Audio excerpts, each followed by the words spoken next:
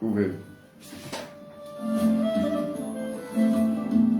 Nous camarades c'est ça.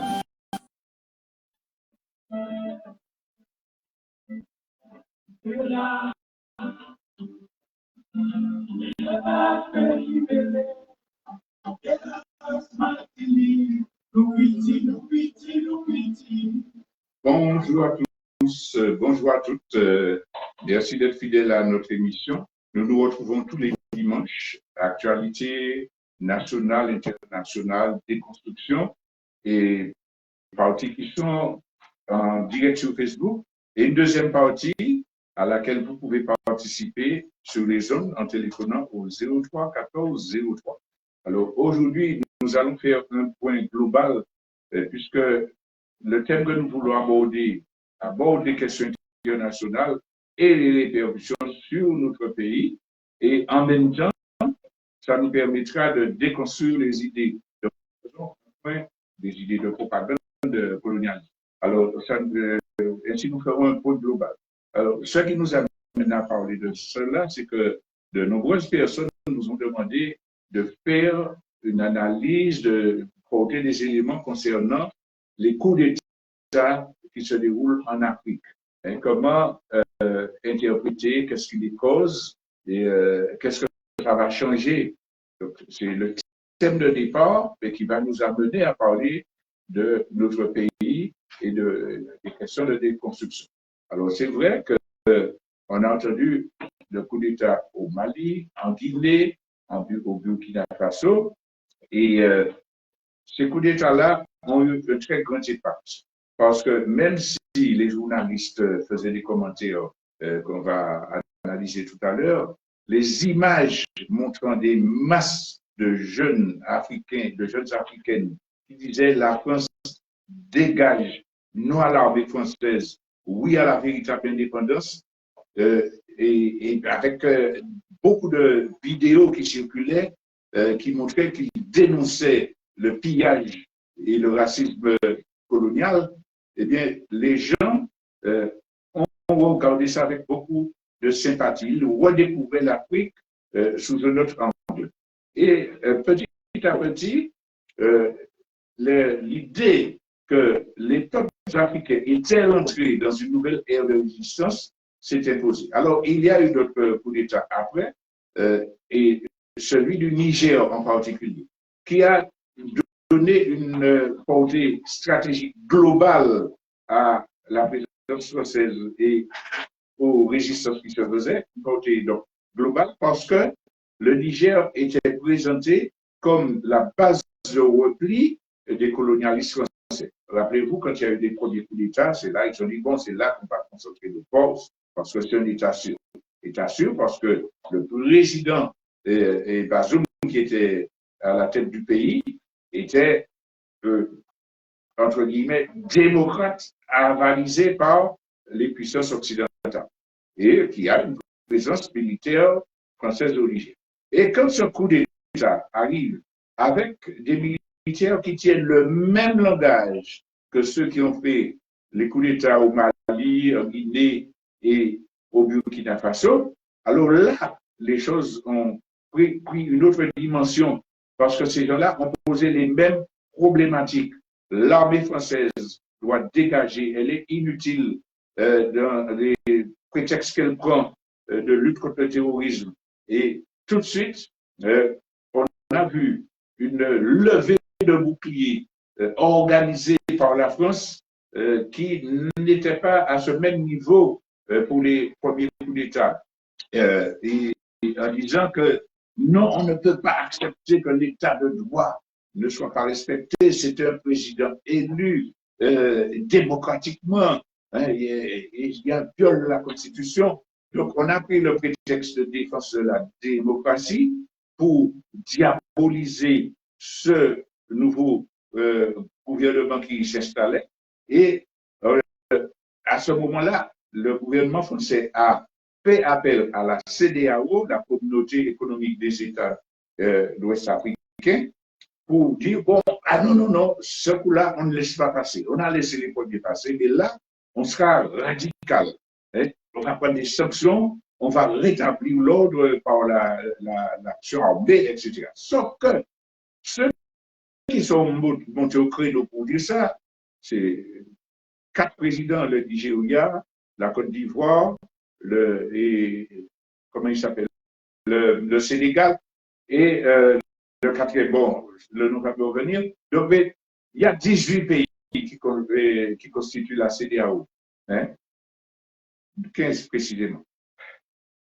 11, on dit niet, pas question d'action militaire, etc. Non, non, non, il ne faut pas d'intervention étrangère. Donc, une petite minorité décide d'imposer des sanctions économiques très graves parce que le président, c'est justement le Nigeria, hein, le nom du pays que je voulais signaler. Le Nigeria, donc, qui est président actuellement, a déclaré qu'il faut être intransigeant et ils sont arrivés à imposer des sanctions économiques très fermes et à déclarer qu'il y aura une intervention militaire. Alors, ils ont même fait une réunion pour fixer le jour où l'intervention allait démarrer.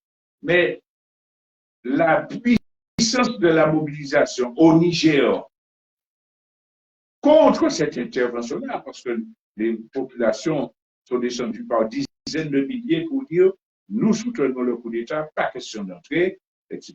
Nous allons défendre notre pays jusqu'à la mort.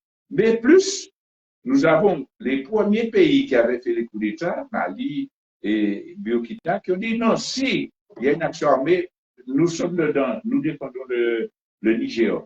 Donc, cela a déjà montré que l'opération était difficile. Viennent s'ajouter des manifestations dans les pays même qui veulent agresser le Niger pour dire non, nous ne sommes pas d'accord. La CEDEAO à ce moment-là a bien compris qu'il fallait tirer le frein et dire ouais, il faut quand même négocier, etc. Ils ont fait marche arrière en quelque sorte. Et à ce moment-là, l'État français a essayé de mobiliser la soi-disant communauté internationale.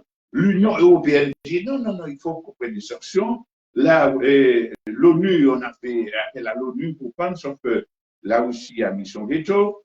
Et donc, la stratégie de riposte du gouvernement français, de l'impérialisme français, a été bloquée. Et ils sont obligés d'admettre que la solution doit être diplomatique, disons cela. La France n'a pas perdu l'intention d'intervenir militairement. Disons tout de suite que la question de l'ambassadeur, du refus du rejet de l'ambassadeur, c'est une préparation de l'action militaire. Vous pouvez consulter les archives internationales, toute l'histoire. Cela ne s'est jamais vu. Jamais vu. Un pays, qu'il soit gentil, qu'il soit méchant, qu'il soit légal, qu'il soit illégal, que ce soit une dictature, que ce soit une démocratie, décide de renvoyer un ambassadeur et puis le pays dit non, je refuse, je n'accepte pas, je ne considère pas votre gouvernement comme légitime, donc je refuse, mon ambassadeur reste là. C'est une preuve de racisme. C'est une preuve d'arrogance. Imaginez que tout le droit international est remis en cause par cette gaminerie de Macron. Est-ce que Macron se permettrait de dire à Erdogan, vous n'êtes pas un régime démocratique, je refuse que vous envoyez mon ambassadeur? Est-ce que toutes les dictatures, est-ce que Macron, pardon, ce serait permis de dire à l'autre là, Bolsonaro, vous avez cru que les élections, vous n'êtes pas légitime, je refuse que vous saisissiez mon ambassadeur. Ça ne s'est jamais vu et c'est une preuve de racisme, d'imbécilité, même puisque ça se retrouve contre la place. Mais pourquoi ils font ça quand même? C'est parce qu'ils peuvent prendre le prétexte que leur ambassadeur a été violenté, a été maltraité pour dire nous venons défendre notre ambassadeur.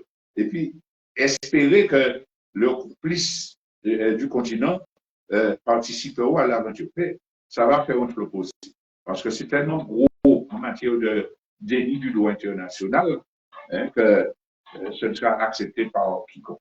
Donc, je disais que la France conserve quand même l'idée d'une option militaire parce que c'est son avenir qui se joue. Je reviendrai sur l'avenir de la France, mais je veux dire quand même que la façon dont la quasi-totalité des médias européens traitent cette question-là, le langage qu'ils tiennent, c'est un langage profondément insultant et raciste. Qu'est-ce qui nous est dit concernant les coups d'État au Niger, au Mali, etc. Oui, les démocraties sont en train de se construire, donc il y a des balbutiements. Les Africains ne sont pas capables de défendre la démocratie. Donc c'est pour ça qu'ils font des coups d'État. C'est un argument qui veut dire je suis venu vous enseigner la démocratie, mon modèle, des élections, etc. Et puis vous ne savez pas respecter, vous laissez les coups d'État se faire.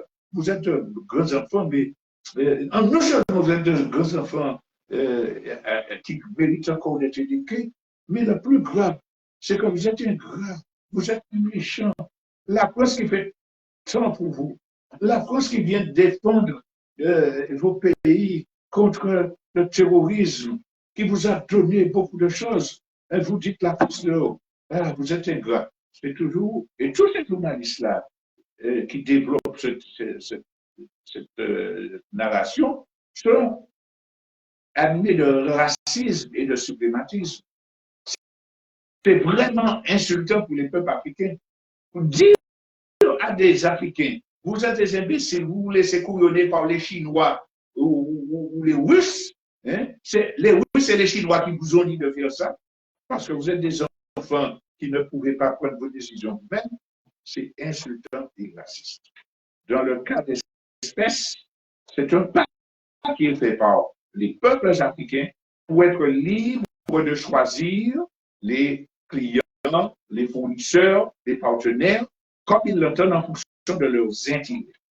Parce qu'incontestablement, les relations économiques et politiques et diplomatiques qui sont douées avec l'État russe et l'État chinois sont incontestablement plus avantageuses que celles qui existaient avec les puissances coloniales, les anciennes puissances coloniales. La façon de piller les biens d'uranium et de donner des pistaches au peuple qui restent dans la misère par la France au Niger, là, c'est vraiment l'exemple qui montre que l'Afrique a besoin et intérêt à avoir des fournisseurs différents, négocier, à choisir, à jouer sur les concurrences, etc. Et les Martiniquais qui reprennent la propagande occidentale pour dire ah, ouais, mais les Africains, ils ont couillé ces blancs, ils ont laissé ces Russes et ces Chinois et couillonnés, ce sont des gens aliénés qui reprennent certainement la propagande occidentale. Comment pouvez-vous imaginer que les peuples africains, tels qu'ils se mobilisent, avec le langage qui est développé, avec les vidéos qui circulent pour expliquer leur cause, ne sont pas capables de savoir avec qui il faut commercer et comment. Alors, je veux dire que les journalistes ont orienté sur des questions de sentiments, de jugement et des civilisations africaines pour empêcher qu'on ne traite des questions de fond. Et comme on dit chez nous, Côte bien Marie, parce qu'il y a un nouveau coup d'État qui s'est fait au Gabon. Vous allez remarquer en réécoutant les analyses et les commentaires que le langage a totalement changé concernant le coup d'État au Gabon. Parce que dès le départ, on a accepté l'idée d'une transition en disant oui, et c'est là qu'on découvre l'affaire, que celui qui était élu avait truqué les élections, avait inversé les résultats, que des mois avant, il avait coupé Internet, il avait coupé les réseaux sociaux pour pouvoir manipuler l'opinion. Et donc, en quelque part, le coup d'État des militaires se justifie. Et on dit, ah, mais ce n'est pas vraiment un coup d'État parce que c'est restituer la démocratie. Pourquoi? Parce que les gens qui ont fait ce coup d'État-là, à la tête, ont nommé quelqu'un qui est quelqu'un du Sérail. Ça veut dire qu'il était dans le clan Bongo, c'est un cousin à Bongo, et qui avait un compte à régler avec la famille parce qu'à un moment, on l'avait exilé.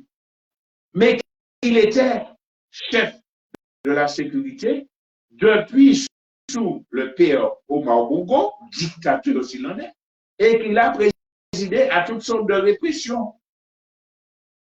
Alors, comme il a la première réunion d'ailleurs qu'il a faite, c'est avec les chefs d'entreprise pour dire les banques et tout ça, non, il n'y aura pas de problème. Ce n'est pas avec les syndicats, ce n'est pas avec les mouvements populaires qu'il a fait.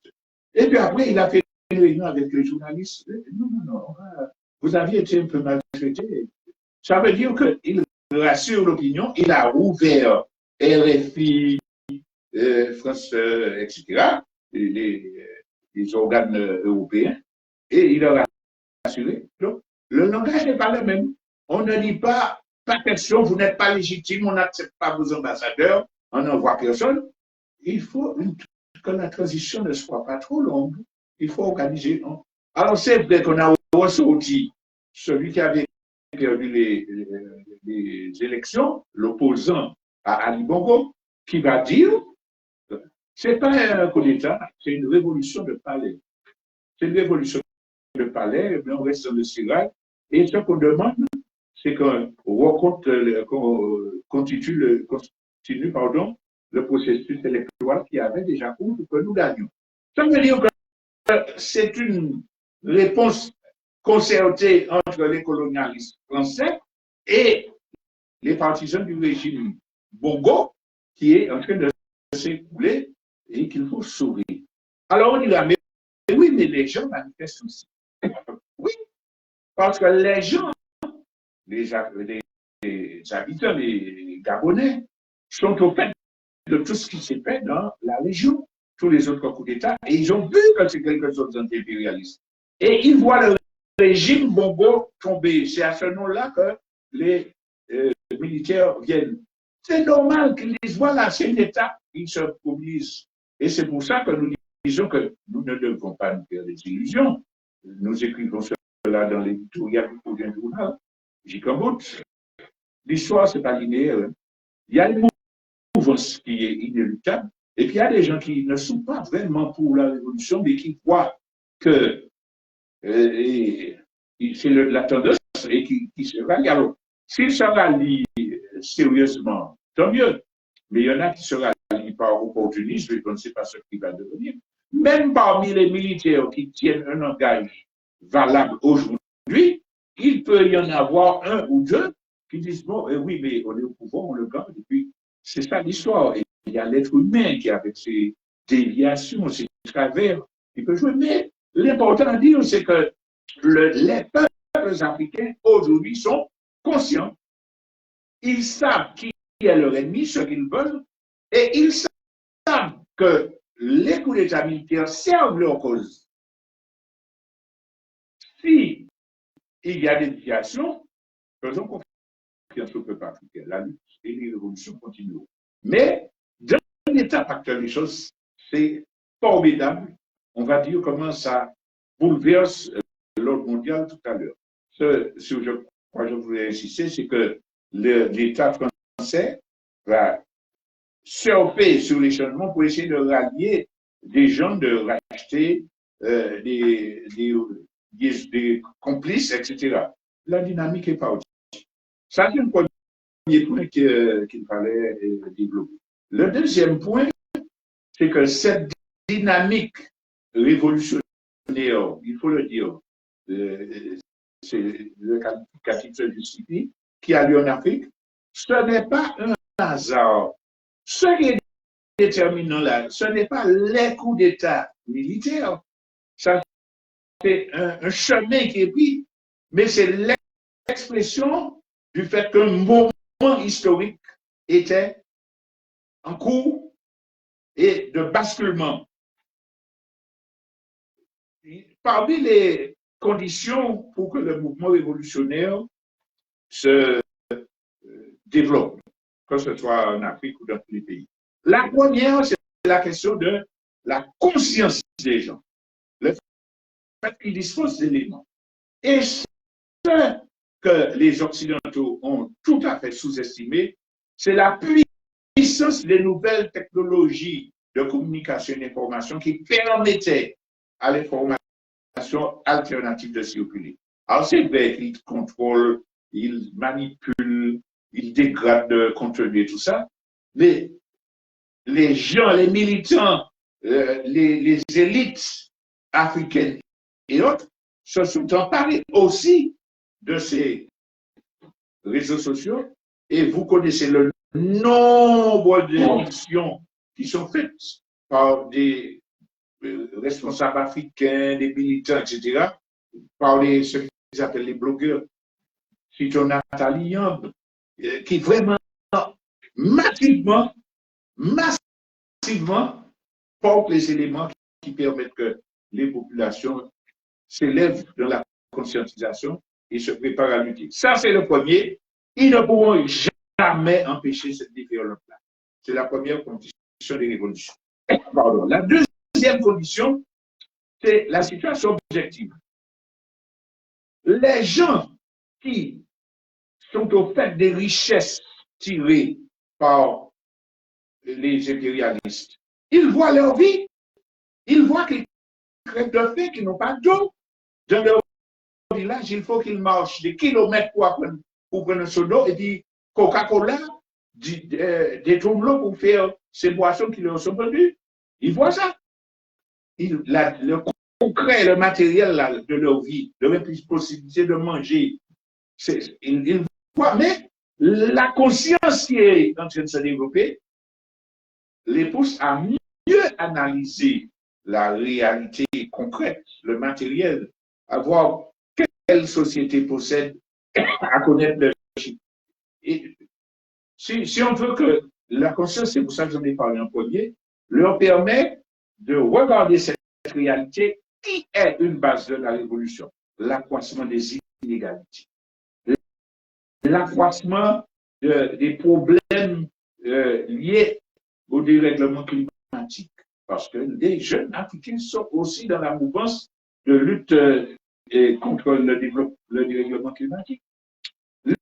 Leur permet aussi de voir cette réalité qui fait que, à cause des guerres provoquées par les Occidentaux, à cause du pillage des richesses, les gens qui meurent de faim essaient d'aller travailler en Occident, ils sont traités comme des chiens. On les laisse mourir dans la Méditerranée, des milliers de choses, de personnes mortes, d'enfants qui essaient d'aller trouver la vie. Les bateaux d'associations humanitaires qui essaient de venir les surveiller et quand le bateau, la chaloupe bascule et puis, comment dire, le mot m'échappe, quand la coule, disons tout simplement, ces bateaux-là sont poursuivis par les gouvernements européens bloqués au port. On n'autorise pas des bateaux humanitaires à aller sauver des gens qui se noient.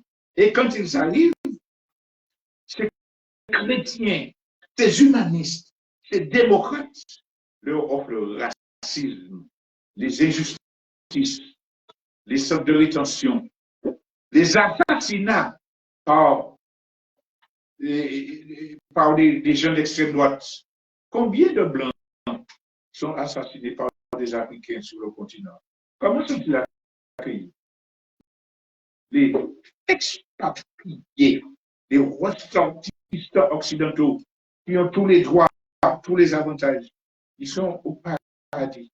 Et puis ceux qu'ils mettent dans la détresse, ils essaient de venir trouver morceau de pain, on les laisse noyer, on les tue, on les surexploite dans les usines, dans le bâtiment, dans l'agriculture, Et puis, il y a des Martiniquais colonisés qui disent, ah, ils n'ont qu'à rester chez eux. Il y a des Martiniquais aliénés qui disent, ah, c'est normal, la France ne peut pas accueillir toute la misère du monde. Ils ont aussi leurs problèmes. Mais pour revenir à nos Africains, ils voient ça. Ils voient que leur cerveau, vous connaissez l'expression de la fuite du cerveau, sont nécessaires au développement de tous les pays occidentaux, africains, européens, australiens, les têtes pensantes qui pourraient faire l'Afrique se développer, dans l'aéronautique, dans l'ingénierie économique, dans l'informatique. Vous avez des Africains de très haut niveau dans tout ce qui est essentiel au développement de l'Occident. On ne les parle, on ne les montre pas, on n'en parle pas souvent à la télé, non. On montre le bonhomme qui essaie d'entrer sans papier, etc. Mais ce qu'on fait, je ne parle même pas des sportifs, des artistes qui peuvent rapporter de l'argent, de la mode, etc., qu'on va prendre et puis qu'on accueille à bras ouverts, qu'on promotionne, on leur donne la nationalité avant même qu'ils l'aient demandé, on leur propose. Le pillage de la vie, c'est le pillage des cerveaux, c'est le pillage des compétences. Eh bien, les Africains, ils ont l'élévation du niveau de conscience, ils ont l'aiguisement des contradictions économiques sur leur terrain et la barbarie de l'Occident. Les conditions sont réunies pour les révolutions. Mais manifester dans les rues avec le soutien des renseignements et des forces militaires françaises, les populations sont matraquées dans les rues. Et puis, vous avez des militaires qui disent, bon, la France dégage, il faut que nous ayons nos richesses entre nos mains. UK dit non. Non, non, non, non, on ne peut pas aller comme l'État militaire. Qui donnent à l'eau. Vous savez que Karl Marx disait que la violence est la coucheuse de l'histoire. Qu'est-ce qui a permis à la bourgeoisie capitaliste d'éliminer l'aristocratie, même si après elle s'est appropriée avec elle, sur la prise de la Bastille? Je ne pense pas que c'était inscrit dans les constitutions, dans les législations de la monarchie. La violence, c'est la coucheuse de l'histoire. Et donc, quand l'opprimé est écrasé, qu'il est tué, qu'il est sacrifié, si, par la voie d'une opportunité de coup d'État, il secoue le colonialiste, ceux qui veulent s'en plaindre, bon, ils ont le droit. Mais moi, je dis bravo. Je dis bravo. Mais il faut que les peuples continuent à s'organiser de façon à pouvoir éviter toute déviation qu'on voudrait lui imposer après. Donc ça, c'est pour l'Afrique. Mais je disais que c'est une révolution qui secoue le monde. Parce que cette partie de révolution qui se fait sur le continent le plus riche de l'humanité, en matière de ressources énergétiques, minières, etc., le plus riche en matière de population jeune qui monte. Et méfiez-vous de ce qui est dit. La majeure partie, l'écrasante majorité des populations africaines sont des populations qui ont un génie, des compétences dans tous les domaines.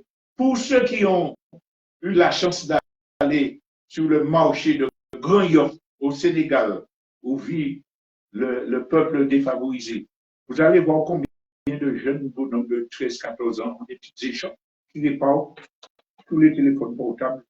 Allez faire une commission revenu. C'est ça la réalité. Donc maintenant, cela permettra, les révolutions, la prise de conscience, permettra à l'Afrique de se développer normalement, pas dans le modèle occidental, mais ça s'adjoint à ce qui se passe au niveau international. Les difficultés de l'Europe, puisque l'Europe s'est laissée manipuler par les États-Unis pour instrumentaliser la guerre en Ukraine afin de préparer l'affaiblissement de la Russie et la future guerre contre la Chine, l'Europe s'est laissée piéger. Elle achète le gaz de schiste beaucoup plus cher parce que les Américains lui ont dit boycotter l'énergie russe, boycotter les produits russes, et cet ensemble-là est en train de s'effriter. Elle ne reçoit plus les composants nécessaires au fonctionnement de son entreprise, de leurs entreprises européennes. C'est le pays est en train de se déliter, l'Europe, le continent européen est en train de se déliter. Alors, la France tout particulièrement qui perd ses colonies va inexorablement plonger.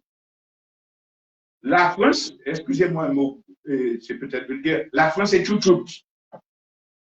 Je le dis et je reviendrai tout à l'heure sur les conséquences que cela a pour la Martinique. Mais je suis en train de parler des conditions de la transformation de la situation internationale. L'Afrique, c'est vraiment le coup de boutoir qui est porté. Mais les conditions, on l'a dit, affaiblissement de l'Europe, et surtout ce dont j'ai parlé dimanche prochain, la constitution des BRICS. Je ne vais pas revenir dessus, j'ai déjà développé, mais la mainmise occidentale sur l'économie mondiale, sur la monnaie mondiale, sur les échanges financiers internationaux, c'est en train d'être renversé. Dans les années à venir, ce sera l'équilibre, ce ne sera pas encore la disparition du dollar, mais l'équilibre est en train de s'établir. Et à ce jeu-là, les perdants seront encore les impérialistes occidentaux. Donc, le basculement du monde est inéluctable. Mais c'est là que j'arrive à la liaison avec d'autres cas de Martinique. C'est que nous sommes une colonie de la France. Tous ceux qui disaient maman patrie, la belle patrie, maman la France nous donne de l'argent, des subventions, oui, si on n'est pas agrippé, on ne pourra pas faire. Mais les indépendants, là. Tous ces gens-là doivent ouvrir les yeux pour dire attention.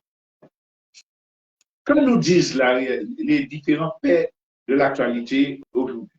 1. Sabotage des services publics. 2. Élimination des subventions, sauf pour la caste qui pique le maximum pour qu'elle puisse continuer à assurer la domination.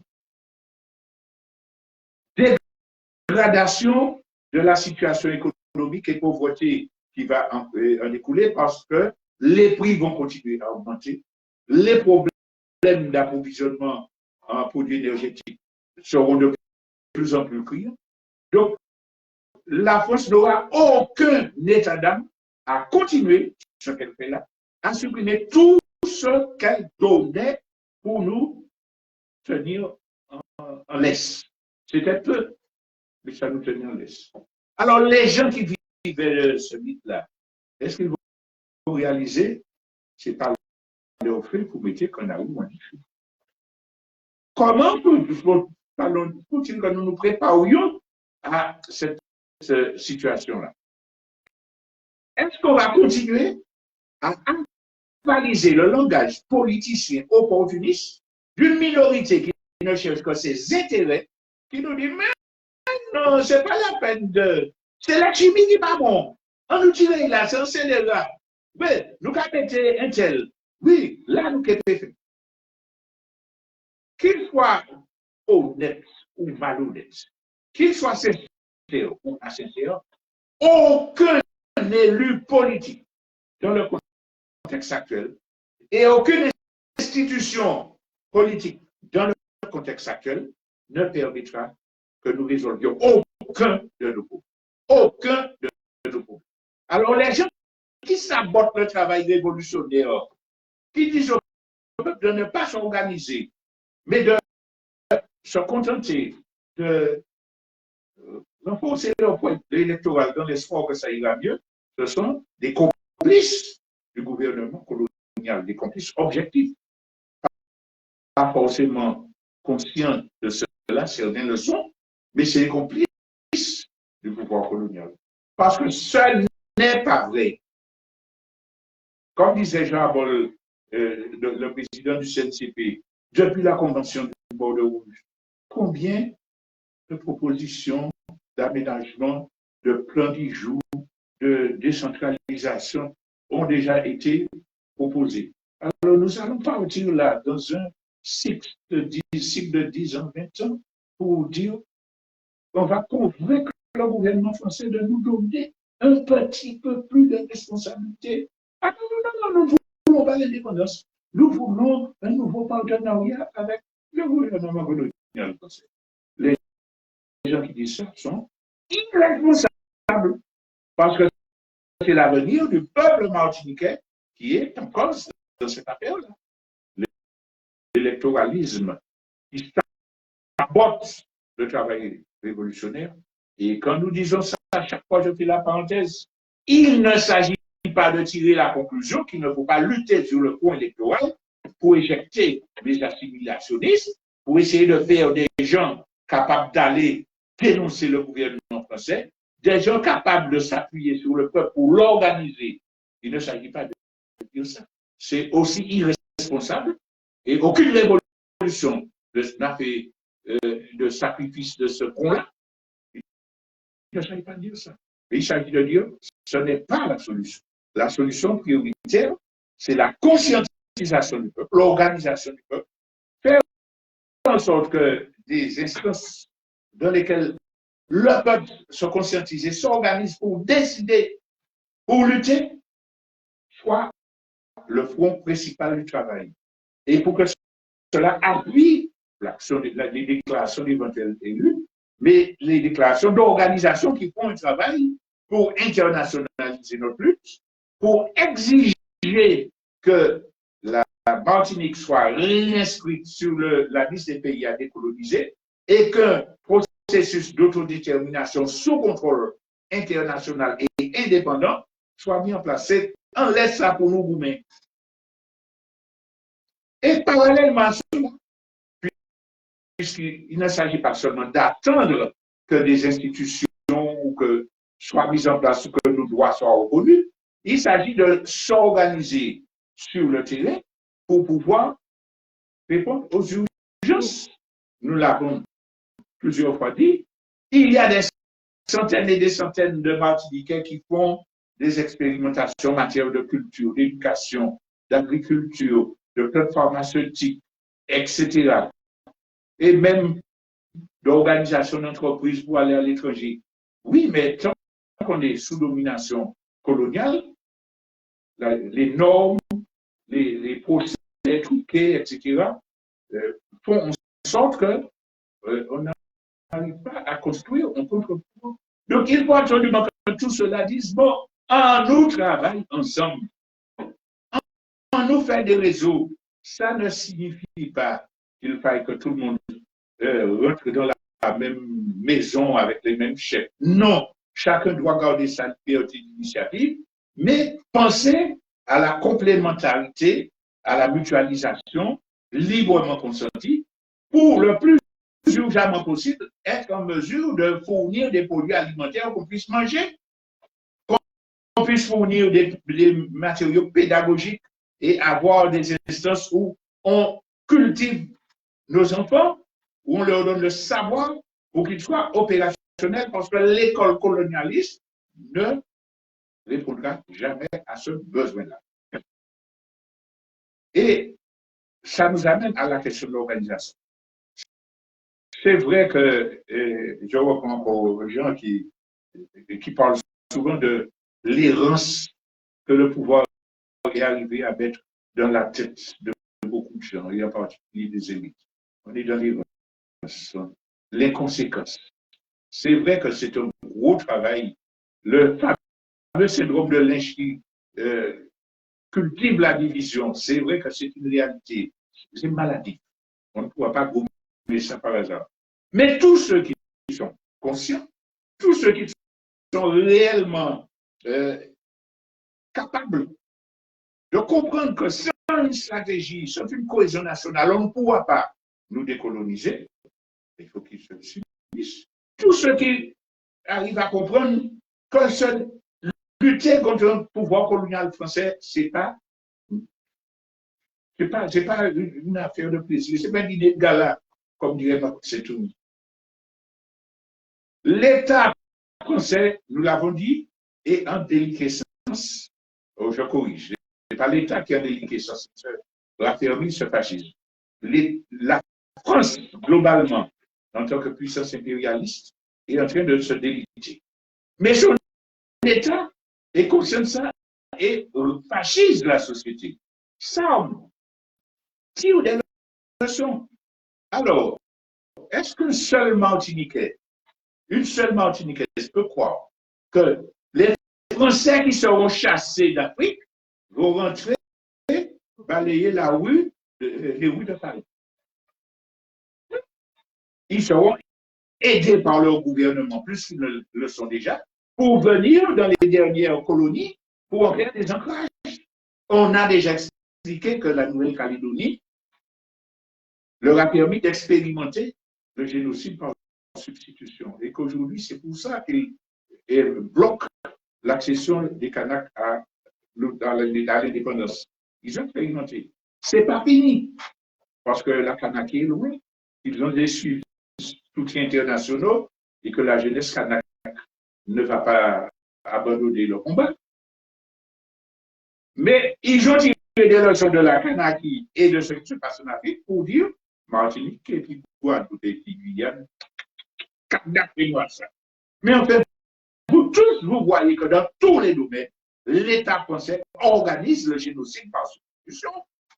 Dans l'éducation nationale, le nombre de Français, il n'y a pas qu'à immigrés ou immigrants, des expatriés, qui sont dans les écoles maternelles et primaires. Je l'ai dit, c'est un crime pédagogique. Parce qu'on ne peut pas enseigner si on ne connaît pas la culture, la langue, le nom des fruits d'un pays, le nom des communes d'un pays. Entre deux promenades en touche à voile. Mais c'est une volonté de noyer les esprits. Donc ça, c'est l'éducation.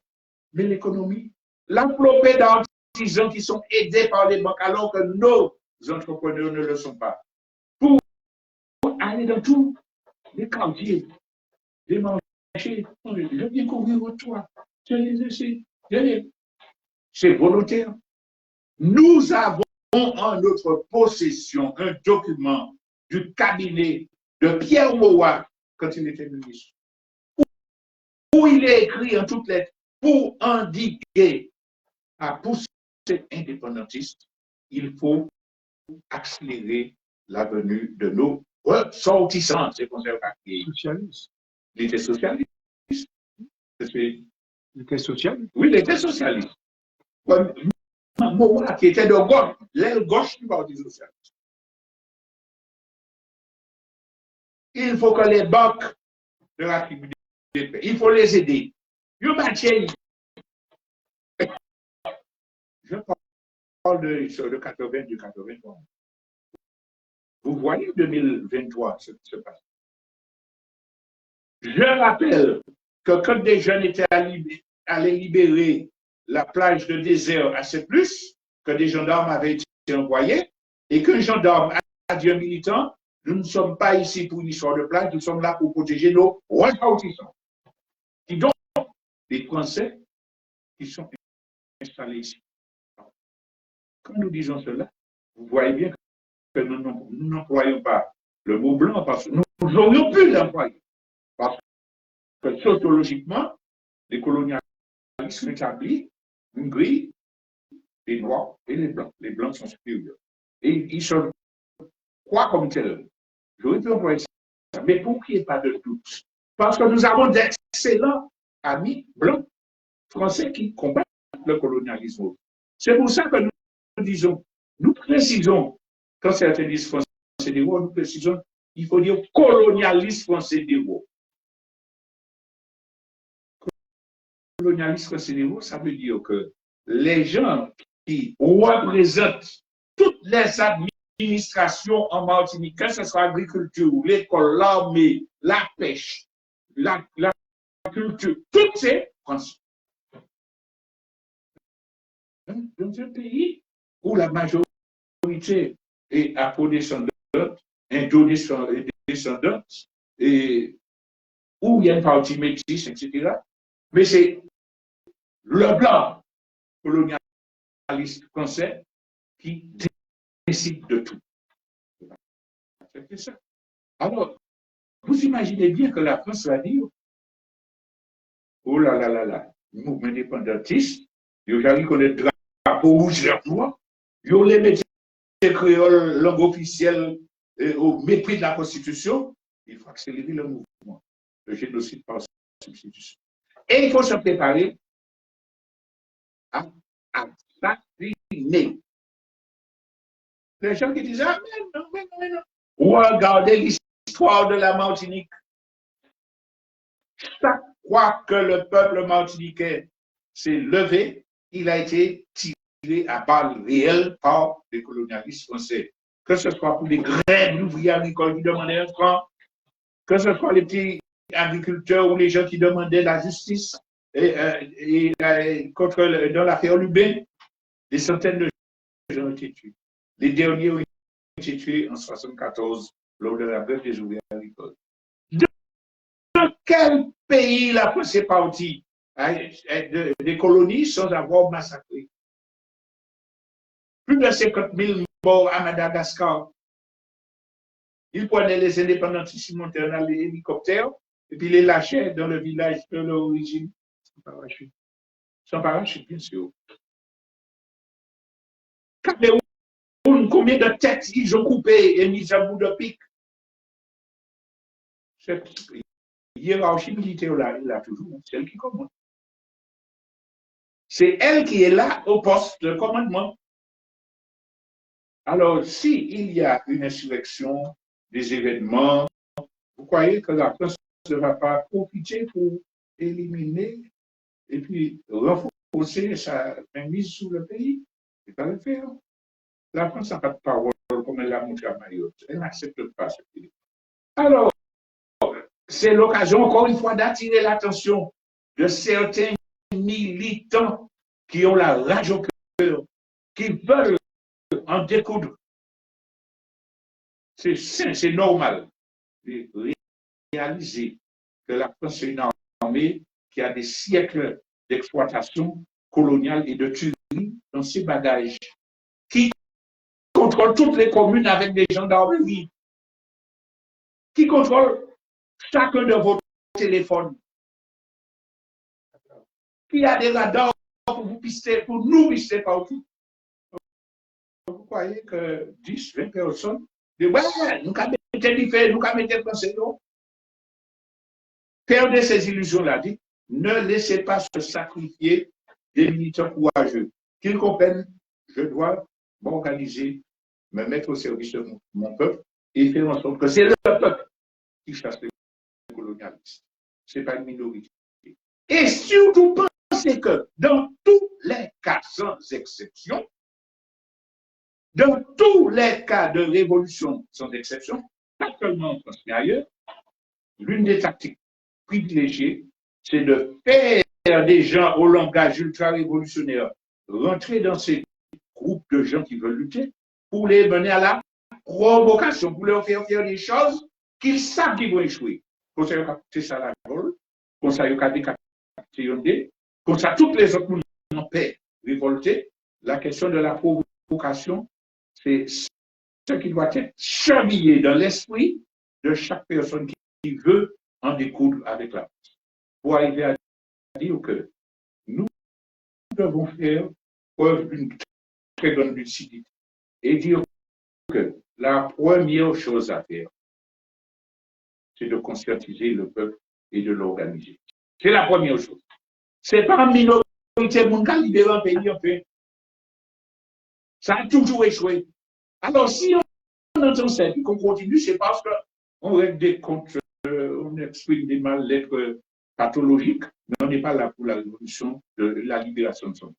Si on est pour la révolution de son peuple, on doit dire qu'est-ce que je fais là chaque jour pour que les gens comprennent, se réunissent autour de moi, comprennent que je suis des leurs. On va pas dire, ah, je fais des crabes, je fais aliéné, je fais ci. Non, maman, il faut que nous allions ensemble. Et puis, s'organiser, ça veut dire, je l'ai dit tout à l'heure, qui m'a nous manger? Qui m'a nous que voyager puis la Caraïbe? Répondre aux questions concrètes de l'édification de contre-pouvoir. Si ce n'est pas ça, on fait par exemple la pour évolution. Alors, je conclue pour dire que à partir de ce que nous voyons en Afrique, nous devons comprendre que ce sont des phénomènes qui ont des racines profondes, qui ont des répercussions et des connexions avec tout ce qui se fait au niveau international, mais que de toute façon, notre situation de point stratégique entre les mains de la France et de colonie nous donne une responsabilité, tant pour la Caraïbe que pour l'humanité, de nous organiser froidement, lucidement, dans l'unité la plus fondamentale du peuple martiniquais. Voilà. Merci de votre attention. On se retrouve dimanche prochain.